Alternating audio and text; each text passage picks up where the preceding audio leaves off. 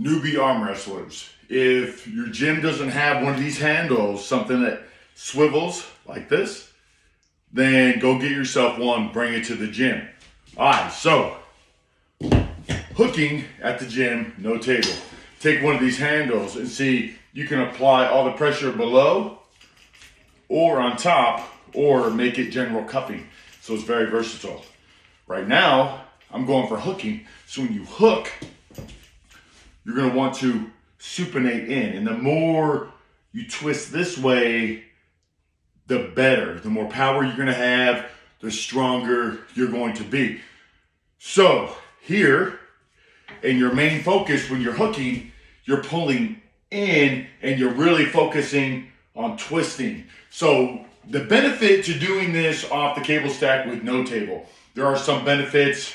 My head coach, over 25 years of experience, pulling pros, state champion multiple times, he prefers it standing because see, when you're here, you can get multiple different angles really easily and still work form. So we're still working form, but we're keeping it tight. So now we can even switch to side pressure real easy. You can angle it up. I mean, you can do all sorts of things. Generally speaking, of course, you're gonna wanna come straight in. So, generally speaking, of course, because every situation is a little bit different. On the ready go, if you're hooking, the first thing you want to do is snap in. That's the most important. Get into your position. Make sure this is tense. Make sure your chest is flexed. Make sure your lats are tight. And so you're locked. You are locked solid. So after you're locked solid, then you're gonna come in and just a lat drag. And you might come all the way over if it just feels like it's too easy.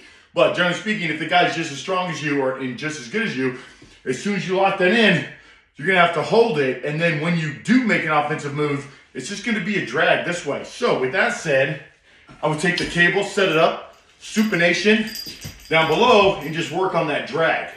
And then again, just to show you the angle here. So I get into my position after my set, and now I'm just gonna work on the drag, focused on supination as you drag. I would only use around 7 inches, still try to use the pad width. So you may be not doing something like that, but front of the pad, back of the pad, front of the pad, back of the pad. And try to do it together so you're pulling like this. And you can go like this for a little bit of pump, but generally speaking, once you lock in, if you're in a match, this is how you pull. You pull like this. You don't pull like this. Now you just opened yourself up, and you don't pull like that because you're opening yourself up. You have it locked and you pull back. So lock the supination and rock back. Cable. You do anything to 1 rep max if everything's feeling really good. No injuries, you're feeling strong.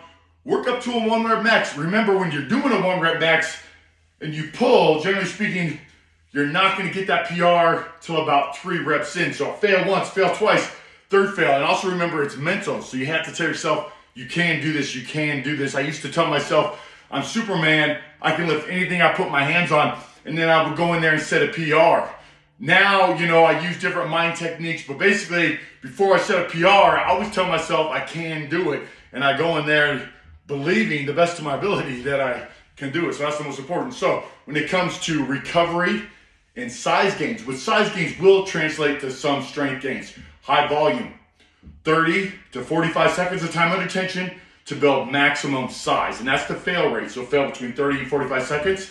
And then anything over that is going to help with conditioning. I hold up to 5 minutes right now. Honestly, back in my bodybuilding days, I would do 30-minute rounds. So for arm wrestling training, I'm working my way up to 30-minute sets where I'll just grab a weight.